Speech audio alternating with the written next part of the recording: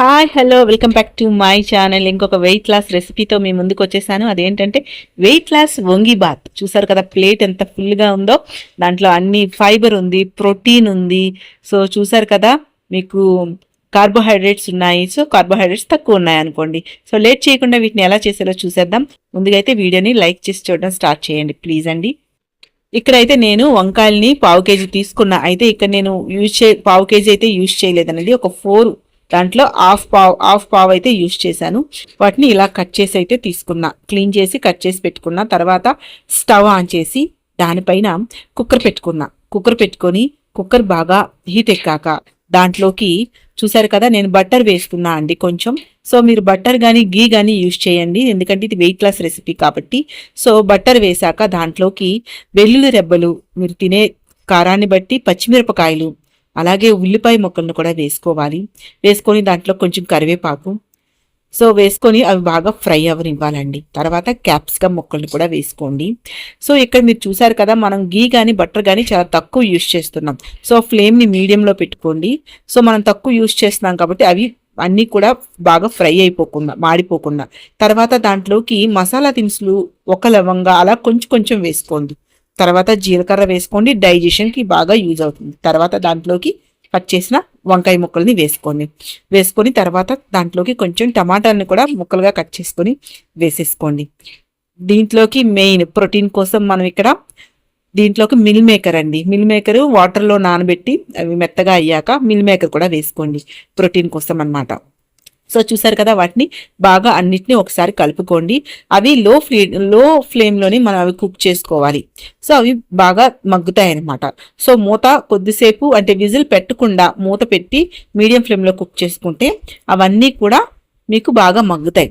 So కొంచెం time తీసుకుంటుంది అనమాట, మనం ఆయిల్ తక్కువ చేస్తున్నాం కదా అందుకని. సో కొంచెం బటర్ అయితే నేను వేసాను కాబట్టి అడుగు పట్టకుండా చూసుకోండి.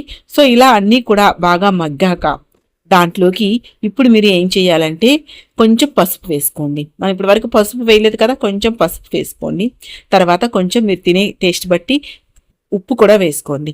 ఉప్పు వేసుకొని దాంట్లోకి ఇప్పుడు మీరు ఏం చేస్తారంటే, ఇక్కడ చూసారా నేనైతే ఇక్కడ మ్యాగీ మసాలా ఫ్లేవర్ కోసం వేస్తున్నానండి. ఇది ఆప్షనల్, మీకు కావాలంటే ఆ ప్యాకెట్ దొరుకుతుంది బయట, యూజ్ చేయండి. లేదా గరం మసాలా అయినా వేసుకోవచ్చు.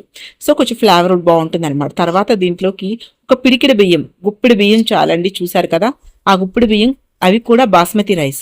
నార్మల్ రైస్ కంటే మీరు డైటింగ్ చేసేటప్పుడు బాస్మతి రైస్ యూజ్ చేయండి. లేదంటే మీ దగ్గర లేవు అనుకుంటే నార్మల్ రైస్ అయినా యూజ్ చేయొచ్చు. కొంచెం తక్కువ వేయండి, ఎక్కువ అస్సలు వేయకండి. సో నేనైతే ఒక పిడికిడి బియ్యం వేసాను. సో మనకు కూరగాయలు ఎక్కువ ఉండాలన్నమాట. సో వేసి దాంట్లోకి అవి మునిగేనంత వరకు కూడా వాటర్ పోసుకోవాలండి.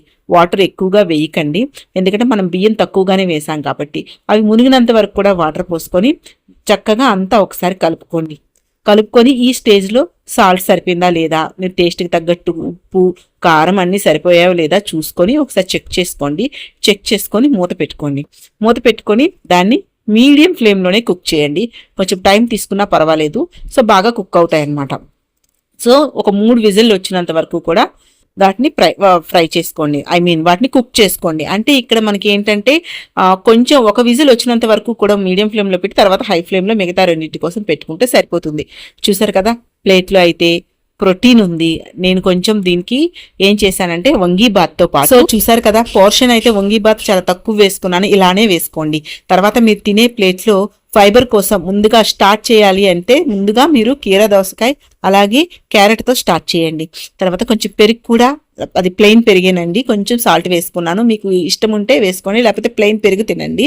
తర్వాత నేను ఇంట్లో వాళ్ళ కోసం చేసిన బెండకాయ కూర, తర్వాత నా కోసమే ఇంకా ప్రోటీన్ కోసమని పన్నీర్ని జస్ట్ లైట్గా బటర్తోనే కారం అలాగే ఉప్పు వేసి ఫ్రై చేసుకున్నాను.